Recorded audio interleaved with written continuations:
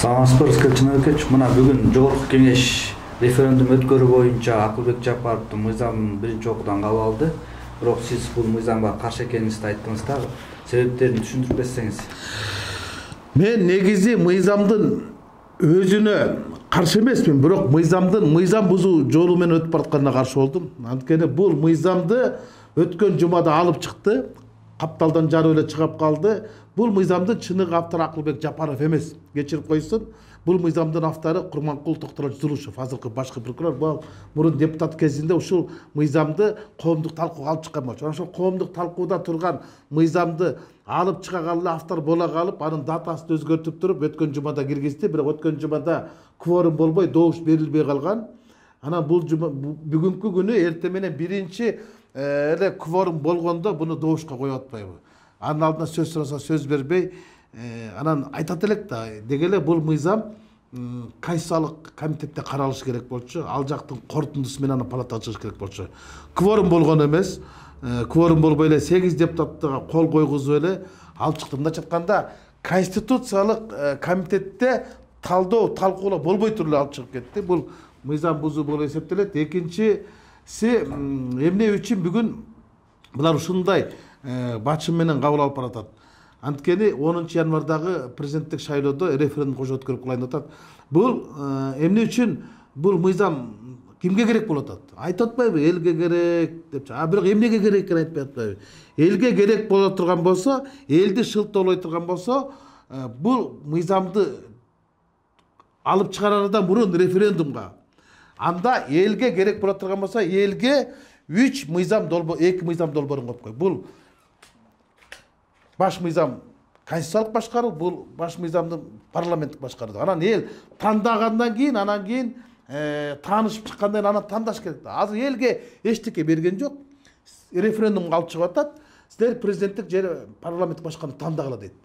Бирок эл билиш керек да. Президенттик башкарууда ким премьер болот, ким президент болот, ким жоопкер болот. Сот кандай болот, жогорку кеңеш кандай болот, курултай болобу же жогорку кеңеш болобу деп.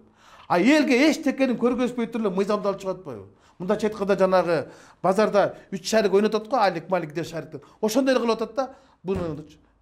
Бул деген чынын айтканда элдин эркине манипуляция жасап атат да. Ошондуктан мен каршы болгон негизги себептердин бири бул мыйзам жолу менен, мыйзам бузуу жолу менен кабыл алынды.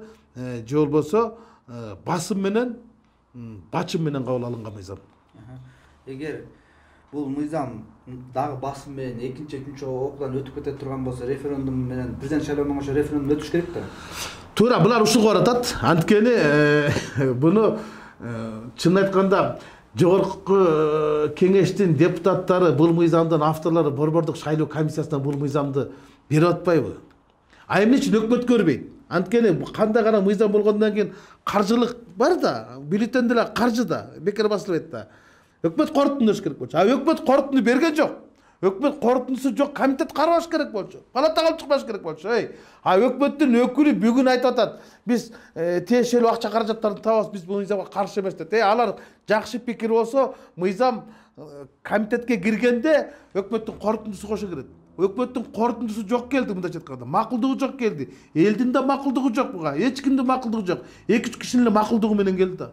Бул чын айтканда жанагы ээси жок же мээси жок бир баш мыйзамды жазып алышып, анан элге уят болушуп, Венециялык комиссия сын айткандан кийин артка кетишпедиби? Андан кийин эле жок, биринчи эл чечиш керек экен, конституциялык реформа жасоодон мурун элдин пикирин эске алыш керек экен, эл макулдук бериш керек экен, анан кийин баш мыйзамды кабыл алыш керек деген эрежеге такап кылатат да. Эртеби, кечпи бул мыйзамды күчкө салып кабыл алдырат. Анткени азыркы жогорку кеңештин кесиптештер мени жаман көрсүн, азыркы жогорку кеңеш кошоматчылыктан арыла албай калды да. Кандай десең дагы колдойт. Анткени бул парламенттин бети ачылып калган. Алар азыр эмки жумада комитетте экинчи окууда карайт, ошол эле 2 күндөн кийин палатага алып чыгат, анан 2 окууда түзгөнгө аракет кылат. Эптеп эле 10 январга жетип калыш керек. Мен эмнеге бул Жапаров мырза жанталашып атат? Президенттин милдетин аткарган азыркы талапкер Садыр Жапаров айтты, биз шашпашыбыз керек экен. шашпаш керек экен, эл тандаш керек экен деди да. Бирок ал демилген айтып койгон да. Ал оозун жайып бүтө электе, анын сыясы кургай электе экинчи Жапаров алып чыгарып ушул мыйзамды киргизип атат да. Бунун баардыгын эл көрүп турат, эл аралык уюмдар көрүп турат. Экинчиден, менин каршы чыккан себептерин Конституциялык палата чечим чыгарды. Вересиялык комиссия өзүнүн корутундусун чыгарды. Ошол эки мекеме тең, уюм тең айтты. Азыркы 6-чакырылыштын депутаттары мөөнөтүңөр, дөөлөтүңөр аяктап калган, силер жогорку кеңеш өкмөттүн бюджетин бекитип бергиле, кайсы бир мыйзамдарын карап бергиле, талдап бергиле, бирок конституциялык реформаны же болбосо мамлекеттин түзүлүшүнө, мамлекеттин өзгөрүшүнө чоң мыйзамдарды караганга силердин моралдык укугуңар жок деди. Анан ошонун укугуңар жок деп укуктук талаага келгиле деп кече Москвада митинг өттү. Госдуманын алдында өттү. Бизде спикер барган күнү өттү. Ошол жерде айтты: легитимсиз парламент, легитимсиз спикер, легитимсиз президент деп жазып чыкты. Кимдер чыкты? Кыргыздар чыкты. Анан айтып атпайбы бүгүн заказной митинг деп, мыйзам заказной эмеспи? Мыйзам деле заказной да. Эгер ал жакта заказной митинг өткөн болсо, анда заказды ким берди? Орусиянын Госдумасы имараттын алдынан митинг эмес, мышык өтпөйт. Чычкан өтпөйт. Демек, алар уруксат бергени митингди өткөргөндө. Демек, алар ошого мүмкүнчүлүк берген, уруксат бергени, демек алар ошол эле укуктук талаага келгиле деген намек бергени да. Биз ошону түшүнбөй атпайбызбы? Американын элчиси эмне деген сөз айтты биздин азыркы бүгүнкү күндө болуп жаткан аракеттер боюнча? Мына ушулардын баардыгы айланып келип, бизде башаламандык өкүмү сүрүп атканда баш мыйзамды талкуулаштын кажети жок болчу. Мына ушул башкаруу системасын аныктайбыз, парламенттикпи же президенттикпи деген маселе референдум аркылуу коюла турган болуп атканда, Конституциялык кеңешпе конституциялык реформа жүргүзүү боюнча баш мыйзамын карап жазып атышат да. Ушул жерде мындай бири-бирине карама-каршылык бар деп эсептейбизби? Бар.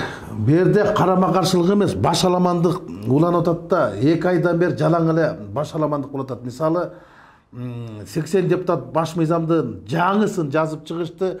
Анан кийин аны Венециялык комиссия жаратпай салгандан жок, биз жазганыбыз туура эмес экен, Конституциялык кеңешме жазсын деди дагы, өздөрү жазган мыйзамды Конституциялык кеңешме көрүп койду.